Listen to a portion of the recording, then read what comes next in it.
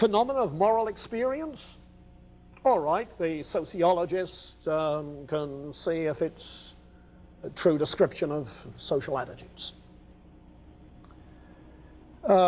Exhortations to moral virtue, well, there are various ways of doing that. Just a squeeze in the arm might do it just as well.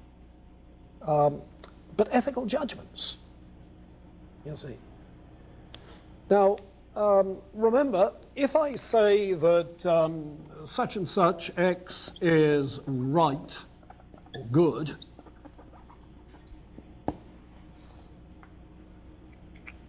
you see, and right and good have to be defined, well, what sort of definitions? Well, let's see. Supposing you have a utilitarian definition, and he discusses that in the chapter. But what this translates is then X is productive of Y consequences.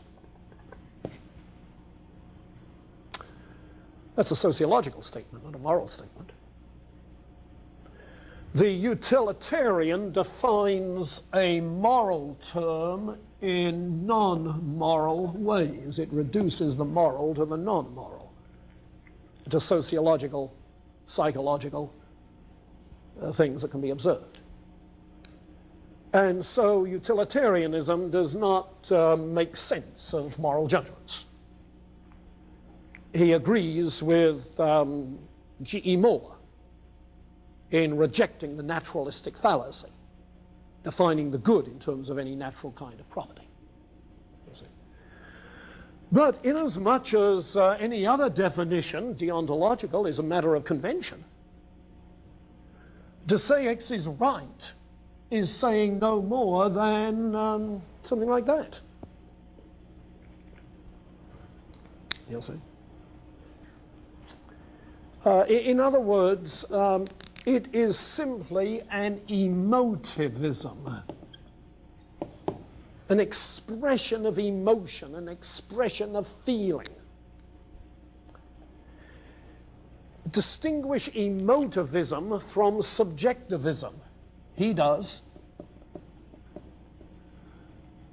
The subjectivist ethic, like that of David Hume, defines the good and the right in terms of certain subjective feelings which people have. Really what the subjectivist is doing is translating moral statements into psychological statements.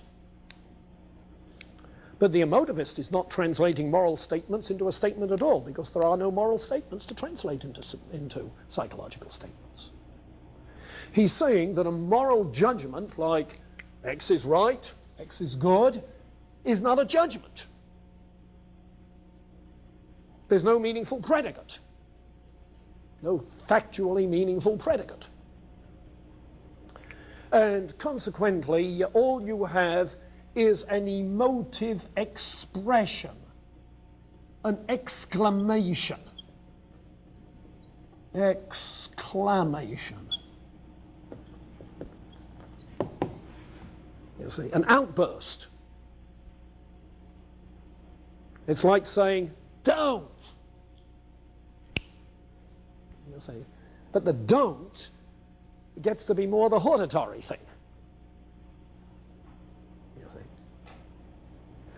So in this development of emotivism, what he's doing is rejecting any empirical translation, utilitarian, subjectivist sort.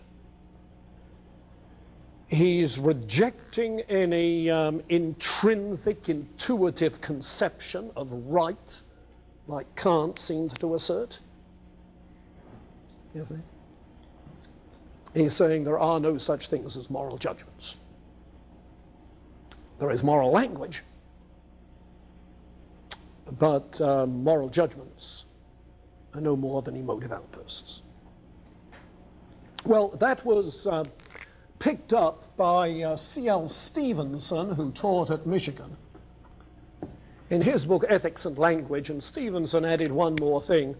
While ethical language is indeed emotive outburst, it also has a rhetorical effect. By telling you that something is right or wrong, I'm engaged in some rhetorical act of persuasion. You'll see.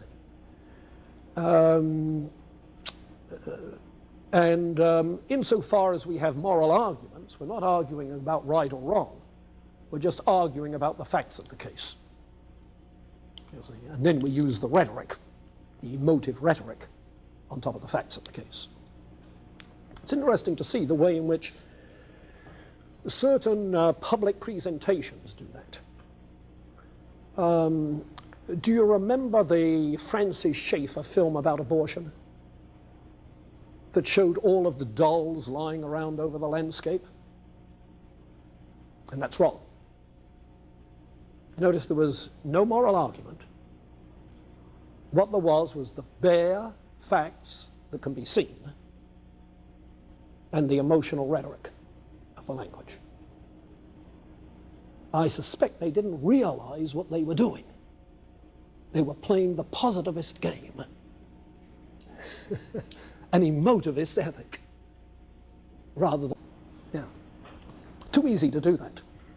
And I think you'll notice that in election year, you'll find a lot more of it. Okay.